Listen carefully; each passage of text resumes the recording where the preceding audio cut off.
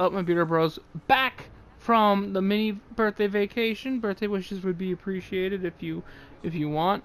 Now, we are on Nessus for Cade Stashes this week. If you are unfamiliar with how I work things on this channel when we do Cade Stashes, I label each one 1st through 5th. I do give you the specific order, so it's in the bottom left hand corner. If you want to fast forward through the video and find the specific one you need help with finding, feel free.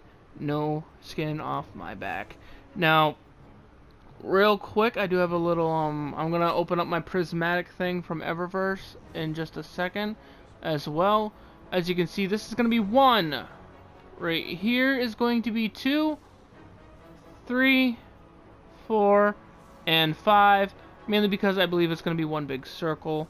Now, as for the Eververse thing, I would have been closer to her, but she was talking a whole bunch of shit, and I was just not having it. Now, actually, let's open up our prototype first as well. We got an exotic ship. I have no idea what the hell it looks like. But we came here for the prismatic. As you can see here, out of all the things that there are, I can only get a possibility of 9 of them. The one we are aiming for is the Vespalazer. So we have a 11% chance of getting it, but it's probably more realistically, I was going to say 5% chance of getting that. We got an exotic, we got a legendary emote called Synced Dance. I will show that for you guys so if you can see if it is worth it. Because as you can tell, you can, I don't want to do that, you can buy silver to get a chance at that stuff. So, you know what? Look at that, sexy, sexy. Okay, let's check out the ship we got as well. We got the Lost Legend ship. Looks pretty dope. Anyway, guys, let's get into the Cade Stashes. We're at the first chest. As you can see, we spawned in at Exodus Black, and we are right in front of it. All you have to do is go through the tunnel to the left of the spawn point, and as you can see, it is right up here. Now, we're going to try to make these little clips as fast as we can because that intro was a little long, and I do apologize for you guys, but let's see what we get. Come on! We got a letter fragment, which is just some glimmer back in our pockets, I guess. It's okay. We are near the second one, and what we did to get here is we spawned at the artifact's edge. We made our way to the left-hand side, headed straight for the Wells of Dust. Now, as you can tell, we are getting shot, so let's make our way into the place itself to get the Cade Stash. Now, if I am assuming correctly, then it should be down here. I don't think it's too far away. Yeah, see, look, it's right there. It was hidden. Now, like I said, trying to make this quick. So what do we get? 2 blues. Not terrible, but not what we're looking for this week. As for the third Cade Stash, it might look deceiving as well, but as you can see, we're down below here on the bottom side of the Nessus map, and this one, I say every time I do this one, it threw me for a loop every time looking for it.